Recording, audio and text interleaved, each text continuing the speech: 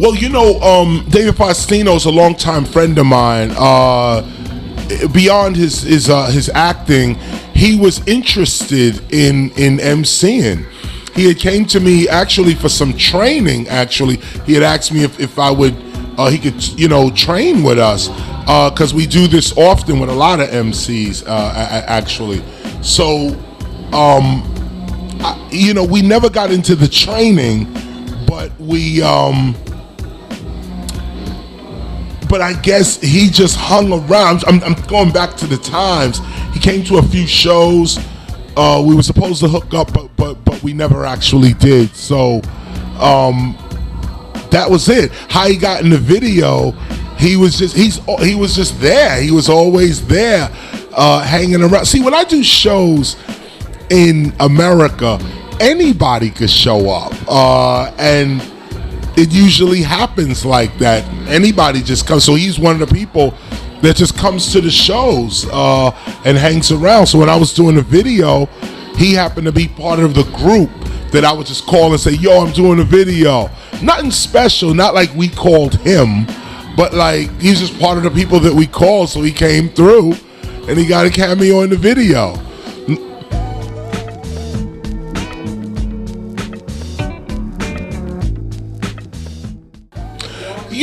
It's not the greatest lyrical performance, but anyone who picks up the mic and attempts to express their soul, I'm all for it.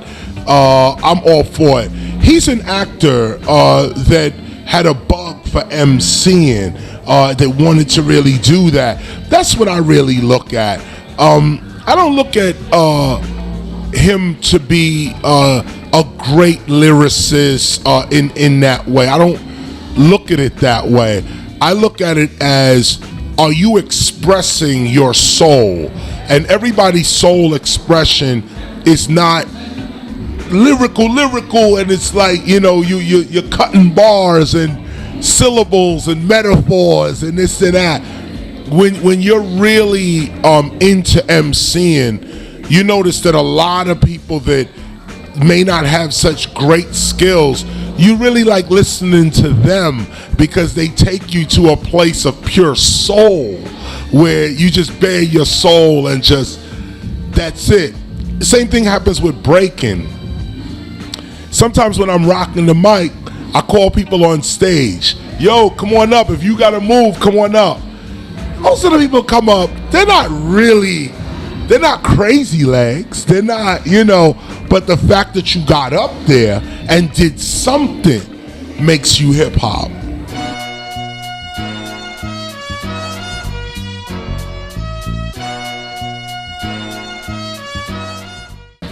First of all, I heard the track that Nas did with Rakim, or did because of Rakim. I thought it was great. I thought it was excellent.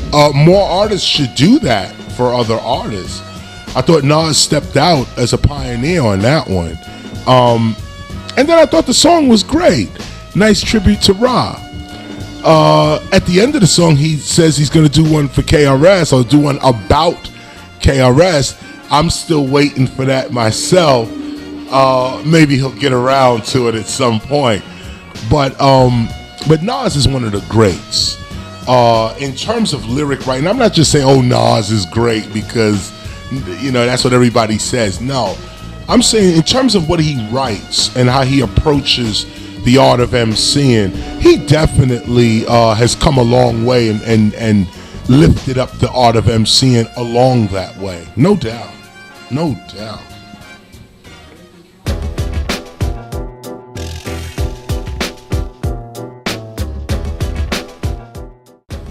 Today's hip hop doesn't have the heart to do really good hip hop songs.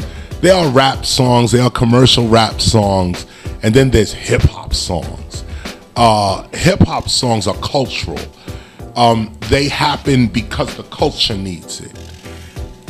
most of the rappers today, they're not into culture. They're into the flash and the folly. And it's not just rappers, it's this generation. It's just the younger generation. They live in such a prosperous and peaceful time that they don't have the same drive to fight for justice, seek knowledge.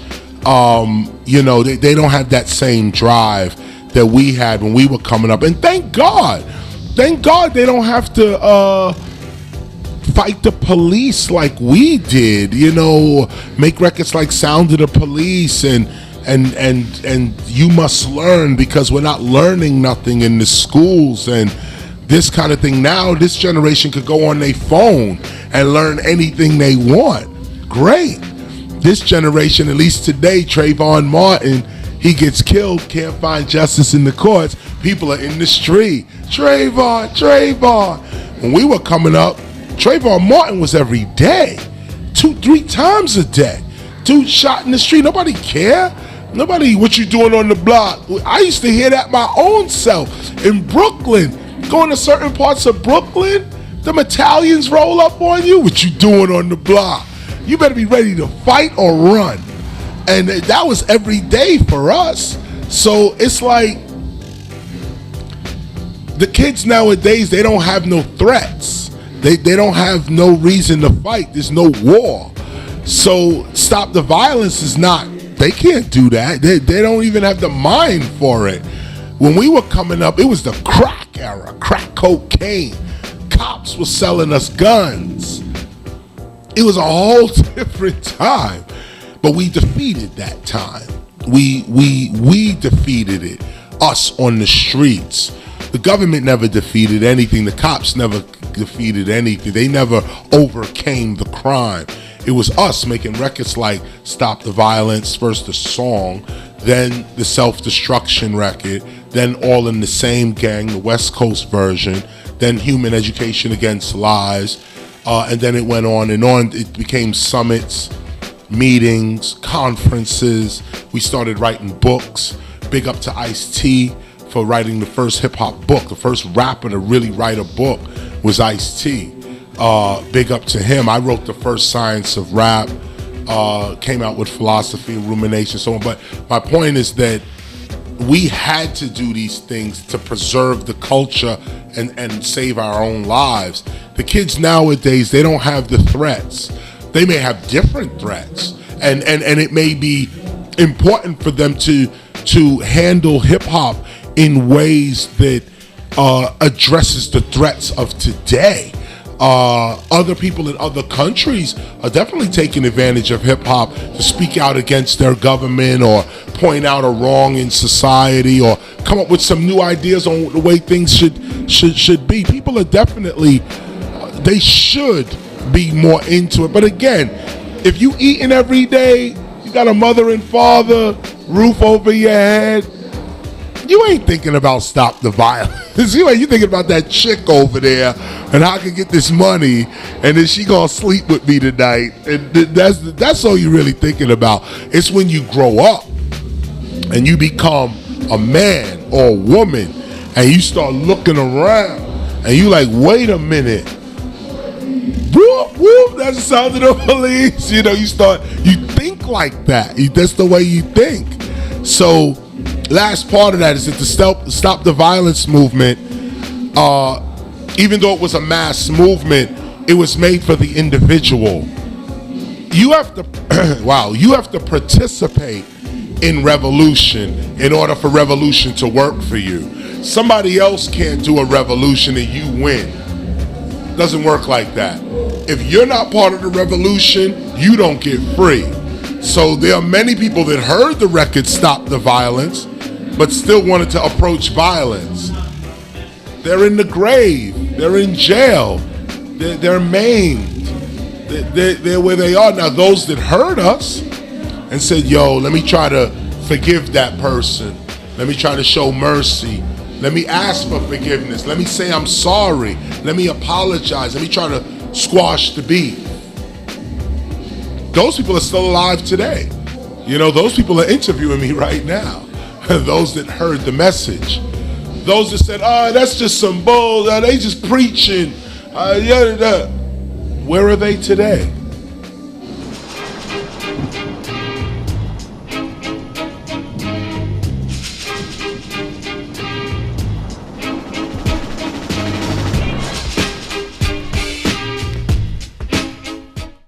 Well, you know, the only way you could get dumber with too much information is if that information is false. The kids are getting too much false information or useless information, information that doesn't inspire them, information that it's just useless, like candy. It's just something that make you, oh, it tastes sweet, but it doesn't do anything for your body. That's the kind of information they're getting today. Let me also say that, you know, everyone is not going to make it. You know, this is a harsh reality that I had to come to, that everyone is not going to make it. That when I was coming up, I wanted to read. I wanted to know more. I wanted to study the ancient philosophers and know what was going on. And I noticed that my life has benefited because of that. Other people who said, I'm going to go play basketball, I'm going to go watch TV or something. Again, I see them today in the same spot, in the same place. They say, yo, KRS, you coming to town? You know, and I put them on the guest list, I give them a drink ticket. But I've been doing that for 20 years. With the same people that didn't bother to read. They'll look at me and say, oh, KRS, man, you great. KRS, oh man, KRS. But me and you were the same people 20 years ago. It's just, I picked up a book, started reading it. I started listening to my teachers. I started listening to those older men around me and women that were telling me things about another era that I wasn't born in, but they were giving me the wisdom of it. Yo, don't do that because we learned this. Yo, do this because we learned that. I took that in. Young people who don't listen to their elders or to their ancestors, they fail in life. That's just known. They fail. The Ten Commandments talk about honor thy mother and thy father that thy days may be long upon the earth. Well, you know, it's not just your mother and father. It's any mother and anybody older than you that's willing to give you knowledge. That is so important because they're giving you something that you didn't have to pay for or break an arm for or go to jail for. They learned this knowledge because they got hurt. They got hurt and then learned. Now they coming to you and saying, nah, I've been there already. That's the wrong path. And you're like, that's what you think. And then you go down the path and realize they were right. And this is what it is. It's just like,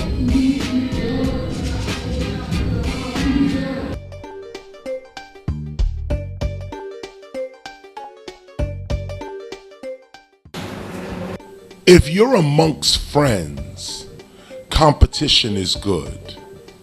If you're amongst enemies, cooperation is better.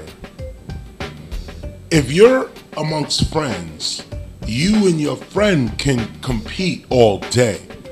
Because if you win, you're going to take your friend with you.